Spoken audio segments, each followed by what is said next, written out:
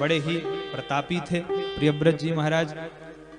एक दिन बैठे बैठे विचार करने लगे, ये रात क्यों होती है, बेकार में 12 घंटे खराब हो जाते हैं। तो प्रियव्रत जी ने ऐसा तेजो में रथ लिया और रथ लेकर के धरती की परिक्रमा करने लगे कि रात होना ही बंद हो गई। ब्रह्मा जी प्रियव्रत जी के पास में आए और बोले, महाराज ये आप क्या कर रहे हैं? हर चीज का अपना महत्व है, दिन का महत्व है तो रात का भी महत्व है। आप प्रकृति के प्रतिकूल कोई कार्य न करें। तब प्रियव्रत जी ने अपने पिता की बात को माना और परिक्रमा लगाने से उनके रथ के लीक से ही 7 द्वीप और 7 समुद्र का निर्माण हुआ। इन्हीं के वंश में आगे चल के हुए भगवान ऋषभ देव, जिनका विवाह इंद्र की पुत्री जयंती के साथ में हुआ। 100 पुत्र हुए और भगवान ऋषभदेव अपने सब बच्चों को बिठाल करके उनको बड़ा सुंदर उपदेश देते हैं। नायम देहो देह भाजाम त्रिलोके कष्टान कामान अर्हते विडभुजाम। ये ऋषभदेव जी कहते हैं, बच्चों इस संसार में 2 ही प्रकार के आनंद हैं, 2 ही प्रकार के सुख हैं। एक है विषयानंद और दूसरा है ब्रह्मानंद। विषयानंद क्षणिक है और ब्रह्मानंद शाश्वत है। अगर संसारी व्यक्तियों का संग करोगे तो विषयानंद की ओर लेके जाएंगे, और अगर सच्चे संतों का संग करोगे तो ब्रह्मानंद की ओर लेकर के जाएंगे। महत सेवाम द्वार माहुर विमुक्ते तमो द्वारम योषिताम संगी संगम। बड़ा सुंदर उपदेश दिया ऋषभदेव जी ने।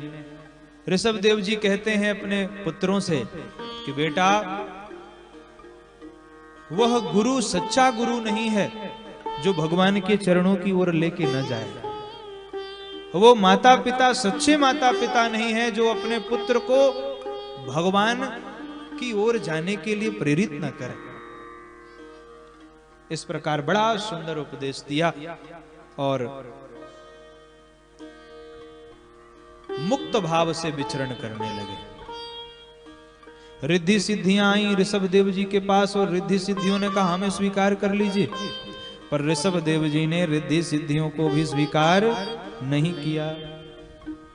परीक्षित जी ने कहा सुखदेव जी से, महाराज रिद्धि सिद्धियां तो बड़ी अनमोल हैं, ऋषभदेव जी ने रिद्धि सिद्धियों को क्यों अस्वीकार कर दिया? तब सुखदेव जी कहते हैं, राजन, साधक को अंतिम समय तक अपने मन पर विश्वास नहीं करना चाहिए। ये मन कब पतन की ओर लेकर चला जाए कोई भरोसा नहीं है। इसलिए न कुर्यात करहि चित सख्यम मनसि यानवस्थिते। साधक को अपने मन पर कभी विश्वास नहीं करना चाहिए। मन को अपने अनुकूल बनाए, मन के अनुकूल न बने। इसलिए देखिए गोस्वामी तुलसीदास जी को देखिए, मन को अपने डांटते रहते हैं, फटकारते रहते हैं।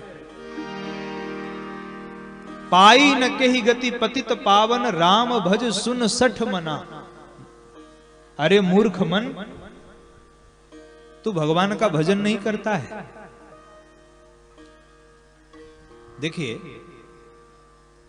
लोहे को मोड़ना बड़ा कठिन होता है, लेकिन जब लोहे को आग में तपा दिया जाए तो आग में तपाने के बाद उसको जो मर्जी चाहे हम आकार दे सकते हैं।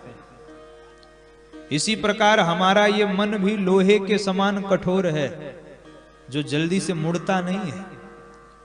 किंतु भगवान की कथा सुन सुन करके जब हमारा चित्त द्रवित होने लगे, भगवान की सुंदर कथा सुन करके जब हमारा चित्त पिघलने लगे, उसी समय मन को फटकार लगाना चाहिए कि अरे मूर्ख मन, जिन भगवान की कथा सुन के आज तू इतना प्रसन्न हो रहा है, उन्हीं भगवान का भजन क्यों नहीं करता? उन्हीं भगवान क्या का यशगान क्यों नहीं करता। तो मन को अपने अनुकूल बनाना चाहिए, मन के अनुकूल नहीं बनना चाहिए। और सुखदेव जी महाराज कहते हैं, राजन यही कारण था कि ऋषभ देव जी ने कभी भी अपने मन के ऊपर विश्वास नहीं किया।